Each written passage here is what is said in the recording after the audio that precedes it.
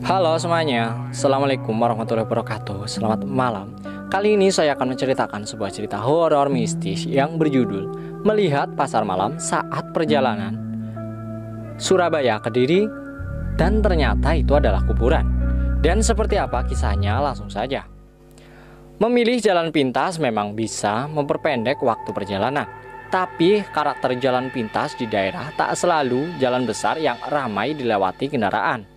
Tak jarang, jalan pintas ini masih dikelilingi persawahan ataupun pemukiman warga di kanan kirinya.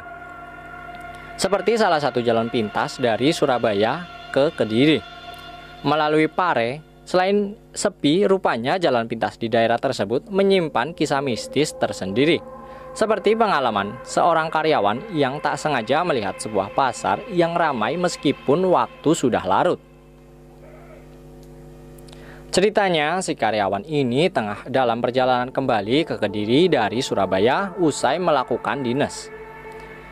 Bersama sopir kantornya, dia kembali ke Kediri pada malam hari sekitar pukul 23.00 waktu Indonesia Barat.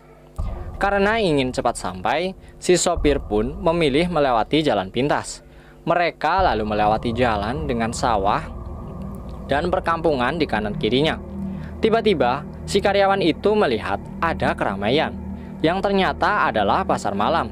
Selayaknya pasar malam pada umumnya, dia melihat ada biang lalai, penjual balon, dan banyak gerobak penjual makanan. Ketika melihat itu, bahkan si karyawan ini sempat ingin membeli kudapan di pasar malam tersebut. Dia pun heran, mengapa sudah larut malam tapi pasar tersebut masih sangat ramai. Lantas dia mengutarakan keheranannya tersebut yang hanya justru tidak ditanggapi oleh sopirnya itu. Hingga akhirnya dia mengatakan ingin membeli martabak sebentar di pasar itu kepada sopir. Tapi si sopir menyarankan agar mereka langsung pulang saja karena sudah malam. Sesampainya di tempat tujuan, masih belum ada yang membahas soal pasar malam yang dilihat oleh karyawan. Baru keesokan paginya, saat di kantor, diketahui bahwa pasar malam tersebut sebetulnya tidak ada.